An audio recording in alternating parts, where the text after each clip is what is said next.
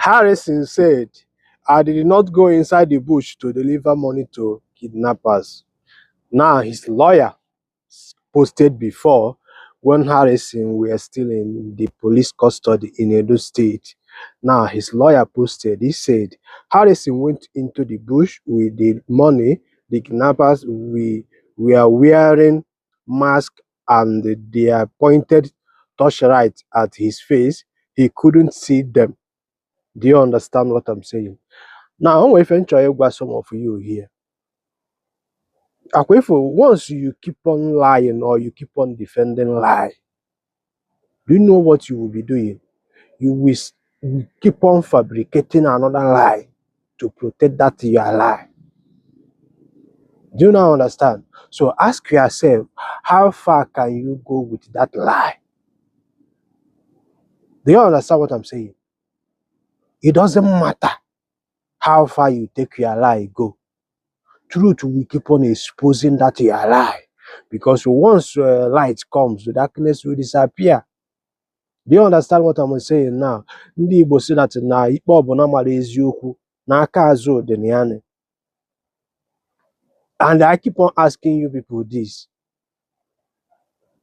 Ọ bụrụ na nwanne ka mistake Harrison or his greediness mere nwanne gị ahụ wee ka nọrọ na kidnappers den today.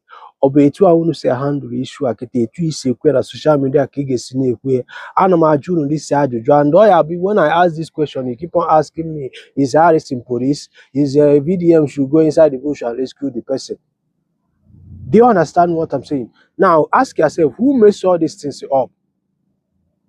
Amala m ka esi akpọ ndị mmadụ afa because all of go me a lot of people na-akpọ Harrison criminal, but mmụọ amụmenwu ụdị ife akịta ịpụta na-asị na Harrison bụ onye oshi ọ ya na-ekwe mme. Do you not understand? But if a na-achọ ka akọwalị gị ebe ahụ nke bụ eziokwu,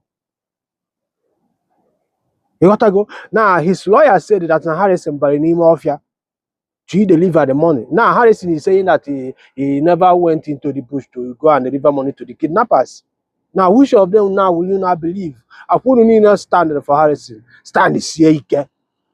But now, Queen, now whatever about only Obonaga to rescue you. Let that person defraud you to mess things up for you and any of your family members. Some of you that are supporting this Harrison of a 10.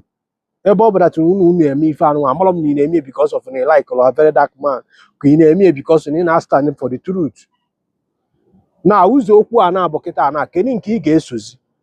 No, I keep on defending lie on this social media.